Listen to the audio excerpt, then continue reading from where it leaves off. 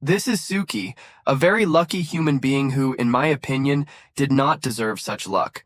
Brother got news that he's going to be a baby daddy, only to be warped into another universe and told that he's going to be clapping the cheeks of 12 princesses and producing more children in order to save the world. As you've seen, he wasn't warped alone. He was warped with Mahiru. Scratch Suki because in this recap, we'll be focusing on Mahiru, who has recently had a star child summoning. Itsuki ran up the stairs. The anime opens with a young man running up the stairs. His name is Itsuki. Let's call him Suki. He reaches the roof, where he meets a fine young lady, Mahiru, waiting for him. She tells him that she's grateful that he made it all the way there to see her. She says she's got a mind-blowing piece of information she wants to give him that she can't share at home. Now, that raises questions. Are they siblings? Or are they living together? And are they Boo and Bae? She opens her mouth and confesses. She's pregnant. Pregnant. Boy, I thought someone was about to confess love or ask for a zodiac bonding session till she reached the avatar state, but I guess we're way past that. Just before the Suki can process how much diaper money and child support is going to be, they get warped away by a magic circle. After being warped into another universe, they both wake up in a place that looks like a dungeon. And apparently, it wasn't this guy who knocked her up. She told him that she just woke up one day and noticed a full-blown human being was forming inside of her. Suddenly, she began to feel ill. A mark crested on her face all of a sudden, and a demon emerged out of her cheeks. And this demon had one thing in mind: to send her baby daddy to the afterlife. But luckily for that cow, a mark also crested on his hand. A shiny knife came out of nowhere. And with this newfound ability, he sent that demon back where it came from, Mahiru's cheeks. They busted through the wall,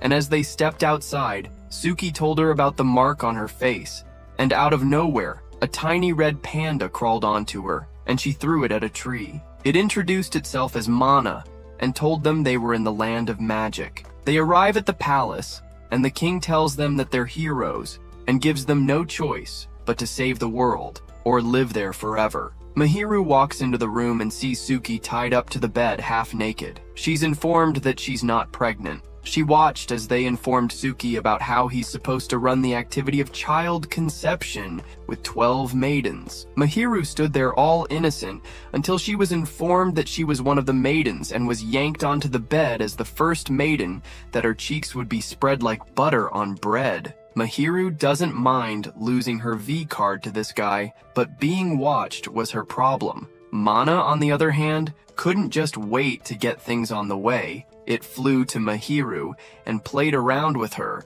and was thrown out. And the behind-the-scenes activity was on the way. Mana misled us all. After whispering to Mahiru about how she's doing a star power ritual, it was all a big fat lie. Mahiru is sitting there, totally confused after Rioni stepped in to explain the love ritual. Surprise! It's not what you think. It's just some close physical contact, nothing like what we all imagined, and to top off all we know, apparently they were cousins, and these two people loved and were about to commit a gruesome act just a few seconds ago. Mahiru was fairly disappointed because she already made up her mind for a galactic unity moment like never before. Just after a little heavy skin-to-skin contact, out pops a star child named Virgo. At least they're happy to meet their new kid, who's here to help save Granvania. The next morning, Mahiru couldn't bear to look at Suki's face. The moment was really awkward for her. But Mana, being her usual chaos gremlin self, decides to break the tension by saying something inappropriate.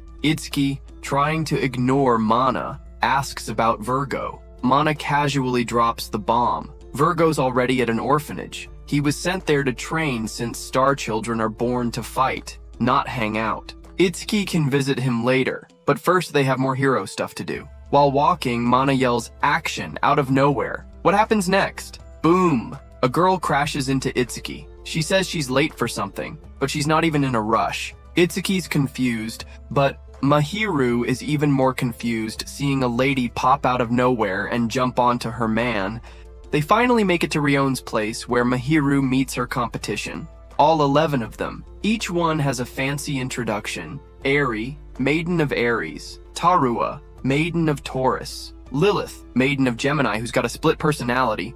Ruka, maiden of Cancer. She's the girl who crashed into Suki earlier. Femi Runa, maiden of Leo. Mireille, maiden of Libra. Sue, maiden of Sagittarius. Faroon, maiden of Capricorn. Khalit, maiden of Aquarius. Yuzuha, maiden of Pisces. Rohini, maiden of Scorpio. And then there's Mana, proudly calling itself the Maiden of Lude. It even gives Itsuki a super sketchy magazine about how to effectively a constellation connection with the Zodiacs. That's what we'll call the 12 girls, the Zodiacs. The next day, the priestesses throw Itsuki and Mahiru a welcome party. After a while, they realize that Ruka's missing. Itsuki offers to find her. Mahiru shows up where Suki was, and apparently she's drunk on some spiked chocolate bonbons. She thanks Itsuki for protecting her from bullies when they were kids, comparing it to how he beat the impurity. Then, she brings up a promise Itsuki made at a festival 10 years ago, but Itsuki doesn't remember. That's no shocker, because guys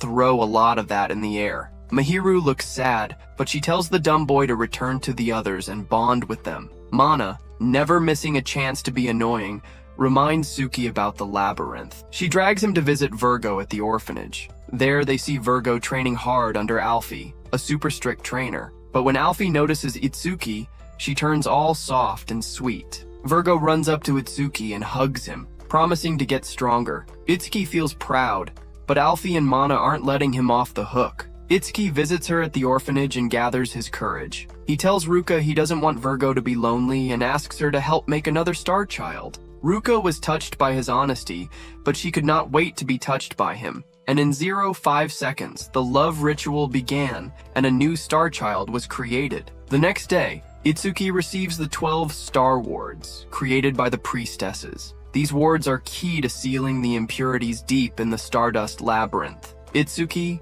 Virgo, Ruka, and Mana use the priestess's powers to open the labyrinth's entrance and step inside. The labyrinth is a maze with 12 bottom layers, one for each constellation. At the end of every layer is an impurity lord, powerful monsters born from negative energy. As they explore, an impurity attacks. Virgo and Ruka fight, but get overpowered. Itsuki tries to protect them, but fails. The impurity turns Virgo and Ruka into dolls, forcing the group to retreat. Once outside, Itsuki realizes how important it is to create stronger star children. With renewed determination, he swears he won't fail again.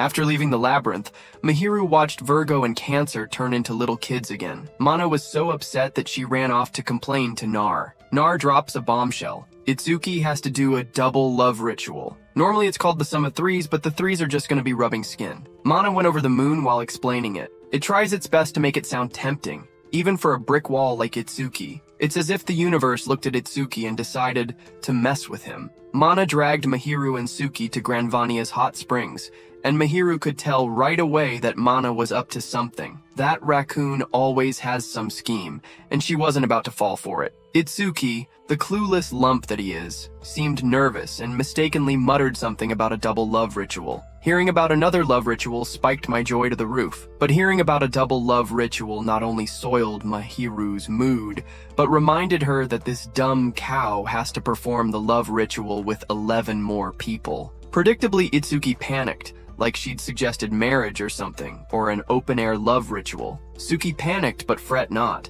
cause Mahiru came prepared with her very own bathrobe. While in the water, Mahiru noticed his training wounds. He's too weak to handle impurities, but she didn't say that out loud. He did. She just painstakingly reminded him he needed more star children. As she tried to encourage him, he promised to protect her, and for a moment, it felt sincere. That was the same promise he had made to Mahiru when they were much younger. The moment was glowing until Mana honked her way into the moment with a carriage, babbling about toys in the carriage. Mahiru was absolutely not impressed, and so was Suki. Suki shot down the whole thing, and Mahiru was even more pissed because this whole plan was to get her laid. At Rion's clinic, Mana can't stop her dirty chatter, so Rion sedates the raccoon, and finally someone can hear someone with sense speak. Rion announces she's one of the maidens for the ritual. Apparently, talking to Itsuki made her think of her late brother. Somehow, this disaster of a human is earning sympathy points. While wandering aimlessly, Itsuki stumbles into a bar where Faroon works. She's cheerful, hard-working, and everything Itsuki isn't. Naturally, she steals the show. She even treats him to a drink. Itsuki, with the subtlety of a sledgehammer, asks her to join the ritual. Faroon agrees, but drops some emotional baggage about being a stuck traveling dancer. Remember that book that Mana gave Suki? Apparently, it's of more use than Itsuki's flirting skills. He opens up the book and uses a move from page 15 about how to shut up a ranting, needy girl. He pulls close, nips her ear, and tells her he will rock her world and show her those stars. Bold move for someone who can barely handle eye contact. Faroon is charmed, and Mana's over the moon, cheering like a proud mom. That night, the ritual begins. Itsuki, the useless cow, loses it before even starting. Everyone expected this, and yet it's still disappointing. Mana does her best motivational speech, basically saying that he's got one job and somehow he pulls it together. For the first time in a century, a visitor bonds with two maidens, and two new star children are born, Capri and Scorpi. Nar is impressed, but Mana's more focused on how Rion and Faroon look absolutely wiped out but satisfied. They look like they just finished an Astral Alliance session. Only God knows what this clap machine did to them. The next day, Itsuki struts into the labyrinth with his 4 star kids. With this powerhouse team, they finally take down an impurity lord. Even Itsuki can't believe it. He seals the impurity and claims victory. Word to the Genesis, be fruitful and multiply, because, as we all know, things are only going to get worse from here. Imagine needing 4 kids to clear just level 1.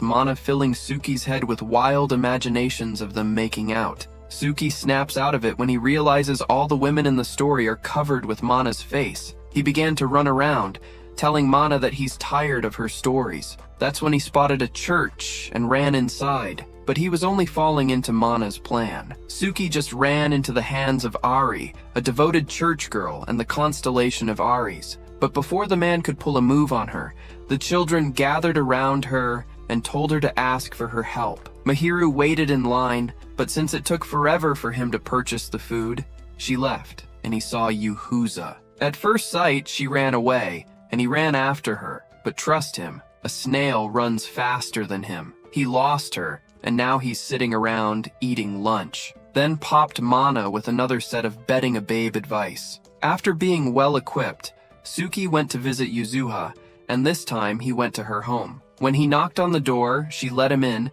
and he offered her the extra lunch he brought. She asked if it had jam, and when he said it didn't, she went straight to her canvas and used it to clean whatever she painted. He sat there looking pretty, and he was served tea. Whilst they spoke, he noticed something so unusual in the room. A vampire's bed. A coffin. He asked her why she's got a coffin in her room, and she says it makes her rest peacefully, and she also named it Catherine.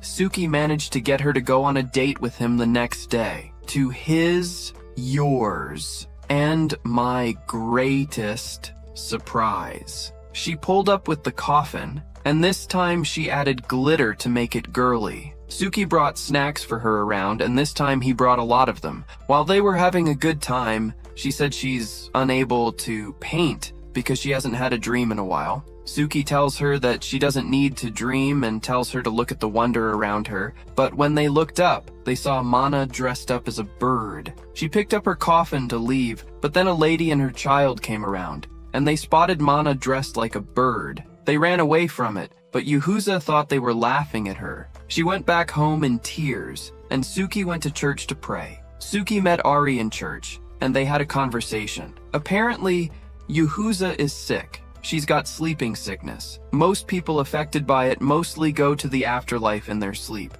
The reason she's carrying her coffin around is because she doesn't want to burden anyone. With that information, Suki stepped out, and Mana had already made him a coffin. This time, Suki and Mana went on a date with their coffins, and they had fun. At the end of the day, she decided to create her own star child, and, well, it was successful. And when I saw a bang, Suki sent an impurity to the afterlife with just a slash, but before he could even celebrate, Mana sent him to seal the impurity as fast as possible. The Star Kids were amazed at the show of skill Suki just put up. It's been a while since Suki last saw the maidens because he's been off fighting one impurity or the other.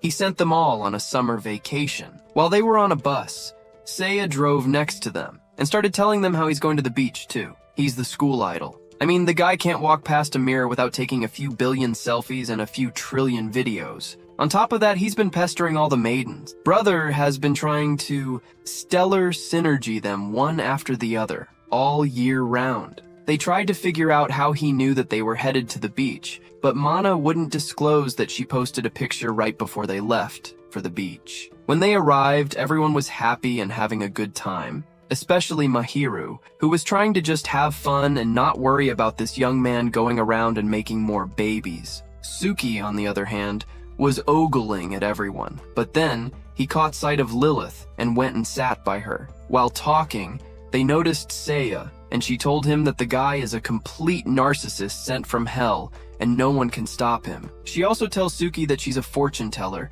and Suki, not really a believer in anything that requires intangible faith, shuts down her idea of fortune telling. Oh, this hit her hard, and as she started to cry, her personality changed, and now she became Laylee, the devil side of her. She's just like my girl, but the difference is my girl has 27 personalities, and all are to the extreme. Surviving her is like surviving the World War. Lily set Suki's head straight, telling him that her fortune is never wrong and he should try it out. Lily switched back to Lilith, who now read his fortune, wrote it on paper. Lily tells Suki that in a number of days he'll be on his way to meet his maker. Suki didn't believe it because he needed to know how he died. After a few left and right, Lily decided that it'd be best to strengthen him than to let him go face the next impurity just as he is. Still weak and feeble. They go in for a little love ritual, and Lily, being the devil that she is, leads the way. Back at the training grounds, the Star Kids were still being put through a whole lot. Suki came visiting, and so did two spies. He noticed Seiya peeping as he went after him. He also noticed another person, and this other person was Eri. As a blind monkey that he is, he didn't recognize her because she was putting on a shade. He ran after Seiya, who later ran into the church in search of a hiding place. When he landed in church, he confessed his sins, and soon after, Eri had him singing a whole spear. It was too heavy for him. He tripped and landed on her. That's when Suki walked through the door. He almost sent Seiya to the next life, but before he could, Eri showed him her armory of weapons. We've got a problem on our hands because I understand a lot of things, but I don't understand why Ari is being turned on by weapons. They had Suki posing with weapons while Seiya was taking pictures. Seeing this side of Ari made it very easy for him to ask her for the love ritual. When it was time to go down, she came down with something that shocked even me. A whip. Now you'd think the whip was for him to use. No. She whipped pleasure out of him. Mana and Suki watched as she ran around, making everyone happy with her lovely energy. Suki is in agony because he's going to have to show her that life is not all about going round and there's pleasure that can take you to the moon. Soon after, we see them in a bakery and Suki is helping the little maiden out. Her name is Colette and she's as pretty as a bakery they come. Whilst helping her out, Suki was confronted with a question that's even worse. Then the question, what are we now? She asked him if his reason for helping her out was just to cosmic conception her and make more babies. Suki broke a sweat, but after informing her that he just wanted to help her out after seeing her sell her bread and make everyone happy, she called him honest and all, and they started making more dough. While rowing the dough, she smiled cutely, and then came the devil, Mana, who whispered out loud, saying that Suki would rather be rowing her and not the dough. Suki caught her and flung her out of the room. When the bread was done,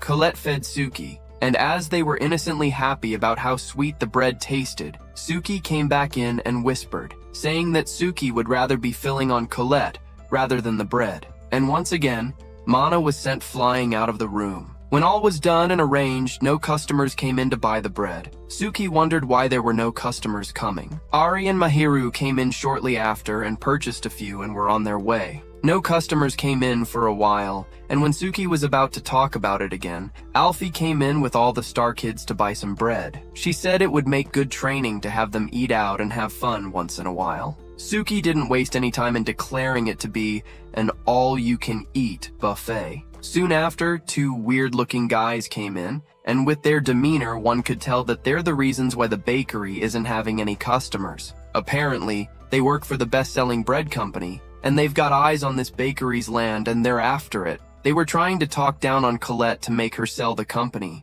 But then, the Star Kids came in and rescued the day with an ample amount of tongue lashing, the bad guys crying and running to their mommies. Soon after, Mana tells Suki that the true owner of the bread business that's surprising the bakery is a princess and the maiden of Leo. Her name is Femaruna, and when Suki got there, she said she couldn't help him, and one thing led to another. He tried to grab her hand. She pulled away. She hit her head, and somehow, Mana convinced him to kidnap her and lock her away in the bakery storeroom. Suki would put on the dumbest disguise ever and take in bread for her. She was there a couple days and didn't want to eat the bread. She grew weak, and one day when she almost passed on to the afterlife, Suki came in and told her to take care of herself. He unveiled himself, and when she saw the genuine care in his eyes, she immediately fell in love with him. After a few sessions of the both of them hanging out in her supposed store prison, she confessed how much she loved him, and they both decided to put a crown on their feelings and bond themselves like rabbits. When they went into the love ritual chamber, Leo took the lead. She was aggressive, and I'm pretty sure Starchild summoned him aggressively. The 7th episode opens with news of a festival. While Mana was busy devising a new devious plan, Suki couldn't help but ask what, in God's name, she was up to this time. When she informed him about the festival, he just folded his hands and went away. In came a messenger that brought a message straight from Colette. Everyone was in on this festival thingy, and everyone prepped the grounds. Alfie and her minions of Star Kids shared posters for people to come to her concert. Someone opened a petting zoo. Lily and Lilith did what they do best, and everyone was having fun. Suki went to Colette, who's having issues choosing what bread to make for the festival. Normally would have made the family special, happy bread. But the recipe has been lost, and her grandpa's too senile to remember it. Now she's tasked with the duty of making a whole new bread recipe. While turning the dough, Khalid asked Suki what part of her he would like to eat. Bro was so stunned, he panicked. Now I know the answer you're thinking. I can assure you it's not that. And that's not what he said either. He told her that if he were to choose a part of her body to eat, it would be her ear. Without even thinking twice, this lady baked a whole set of ears, but they didn't match the energy of the happy bread that her grandpa always made. After making a few rounds of bread here and there, she finally remembered what her grandfather told her the happy bread was. Apparently some way it has to do with copulation. I was confused at first, but after seeing that it was just a sausage wrapped in dough, a sausage roll, trust Mana, she disguised herself as an old lady psychic and has decided to help the messenger. They deciphered that her problem was that she ran too fast, and they went into testing their bread hypothesis. Back at the bakery, they finally made the happy bread, and when they came out to the festival, in no time, the bread was sold out. They went back in to make more happy bread, and that was when Colette herself asked to be cosmic collaborated and rode better than her dough. For some reason, they were dressed like bread and sausage for this love ritual. I'm just gonna run through the other not-so-important stuff. Mahiru and Yahuza were selling lunch packs until that business finished, and they started selling pants. Suki got a letter to go into a building, and after Mana was done toying with him, she let him go and sent him to Taru. He found her searching for a letter, and when they saw it, they went on a fast delivery spree. When they were done, they had a moment. Taru gave him a letter, and he replied to the letter saying he wanted to Zodiac bond her and have a baby. She replied that she wanted to be Zodiac bond too, and yeah, my boy Zodiac bond too in just one day. The episode opens with something that looks like a dating tournament hosted by your one and only Mana. First, she gathered them, dressing half of them in swimming trunks and the other half in red dresses. At this point, only 2 maidens are yet to be star power ritualed, and Mana did not let that go unnoticed. Mana has prepared something she likes to call the ultimate love ritual, and as much as it sounds tempting, she can't spill the deets of it yet. A letter came in from Suki, and he asked to go on a very special date. It's Sue. Sue is a lover of farm animals, and she even brought one to the meeting they were having. Later, we see her all dressed up cutely to go on the date. When Suki's limo parked by, it had all her favorite farm animals inside. Weird, isn't it? The date was an open field where the animals were just hanging around while the couples were having a talk. Suki came prepared with his sweet words and a few shows of love for Sue, like feeding the animals and telling her how cute they were. She's been a lover of animals since she was a kid, but not long after, she lost her parents to an impurity, and ever since then, she's been loving on these animals and carrying the pain of losing her parents. The other ladies were having a very boring time doing not so much. They started asking each other how their cosmic collaboration process was.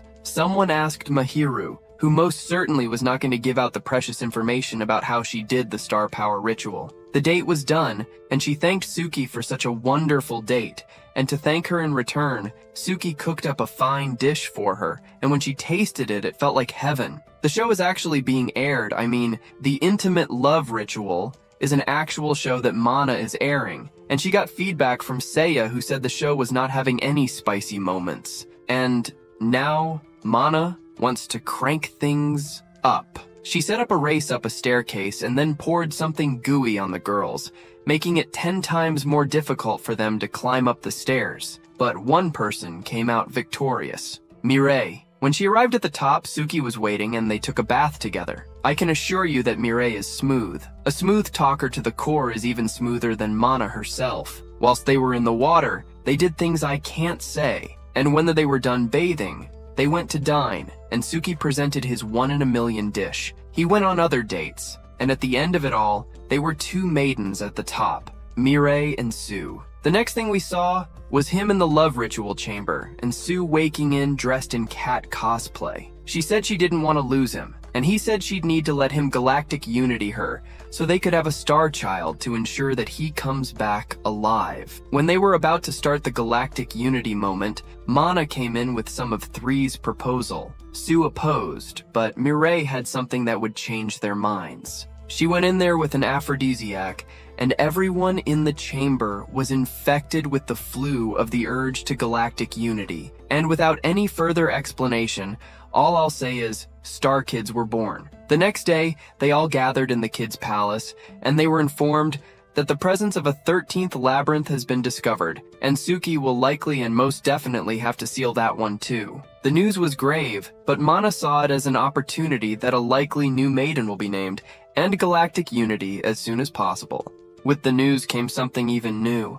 The search was on for the 13th maiden. Mana and Suki went about looking for the maiden, checking everyone's body for a mark, but to no avail. After Mana reminded Suki that he had to go and seal the 12th labyrinth, Suki went to the training grounds, and the kids were put on a little test about teamwork. When they passed the test, he told all of them to rest for the day. Alfie told him not to go easy on them, else they'll become weak. He told Alfie that he's planning on going into the labyrinth the next day. That night, Alfie gave him her blessings. The next day, they went in to take down the 12th impurity. In the process, one of them was hit, and as they had trained the day before, they put it to good use, and they defeated the impurity like it was a piece of cake. After sealing it, a huge blast occurred, and the king told Suki that the 13th maiden was now very important to find. And that's when Suki went on a search for the 13th maiden. Alfie, on the other hand, wanted to tell him but didn't know how to.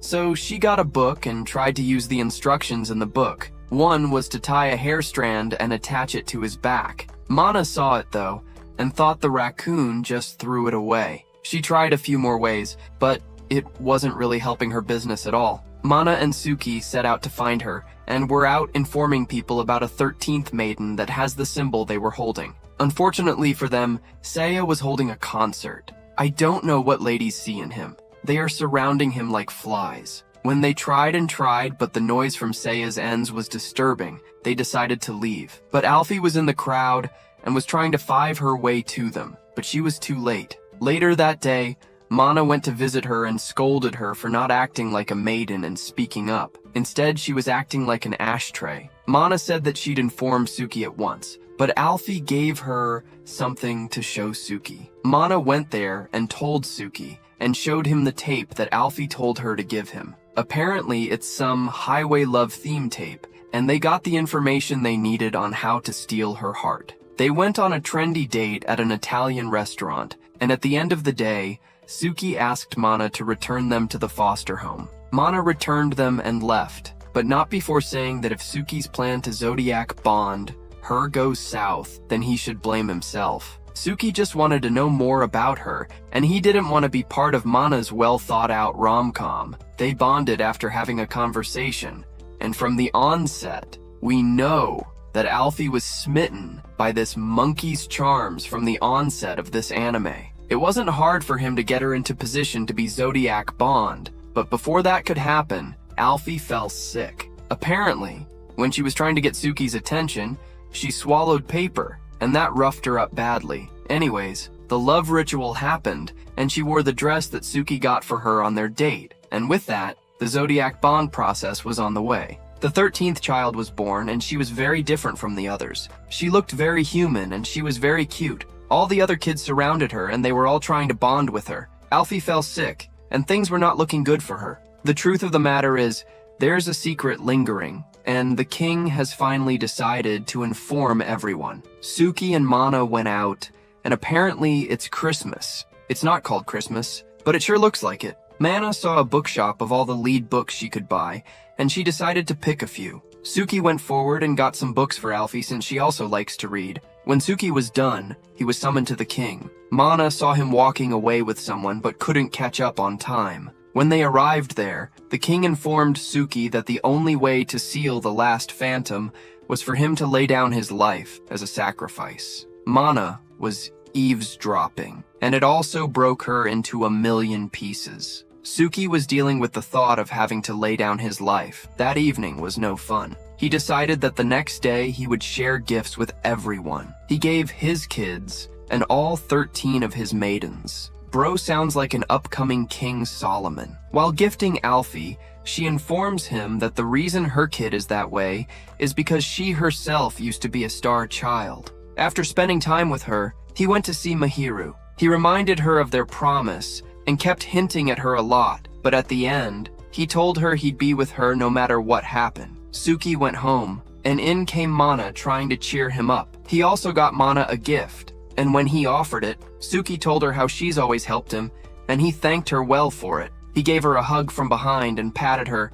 and whoa, hold up, what is happening? Ah! He literally stellar synergy her. He literally stellar synergy the raccoon. The next morning, the raccoon missed the sight of him and started banging the window that he left. Then Suki woke up and told Mana that the day has started, and he goes for the 13th impurity. All Mana, you and I heard was that the day had come for him to go lay down his life to save them. It's about time to finally end this. Suki went in with his kids and also went in with Alfie. When they moved in a little bit, he told them to stop, and Alfie should look after them. Mana followed even though Suki told him not to follow. When they arrived at the place where the phantom was, the fight started. It was like a dark cloud, and everything Suki threw it was absorbed like water. Back at the kingdom, the king tried to get the maidens to start the ritual that will end Suki as he's in front of the 13th phantom. Mahiru could not allow such a thing to happen. She stopped it.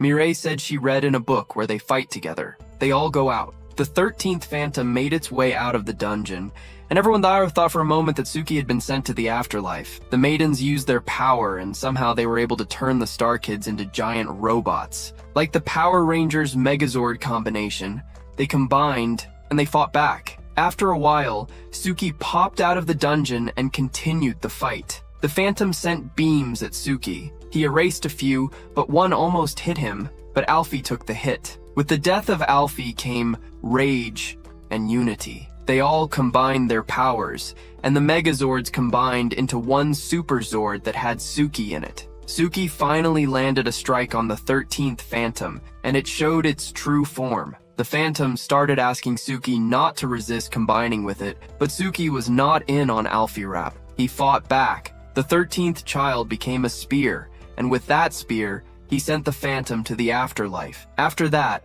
it was time to go home. Everyone gathered around to watch them leave, but when it was time to go, all the maidens jumped into the portal too, and they all landed here on Earth. When I say all, I mean all. The maidens, even Alfie, with the Star Kids and the one and only Mana. This time Mana came as a human, and when everyone was shocked, she revealed that Mr. MC Bond her too. Everyone was so shocked, and Mahiru was ready to strangle the life out of him. If you enjoyed this wild journey, make sure to like, subscribe, and tap that notification bell so you don't miss our next adventure.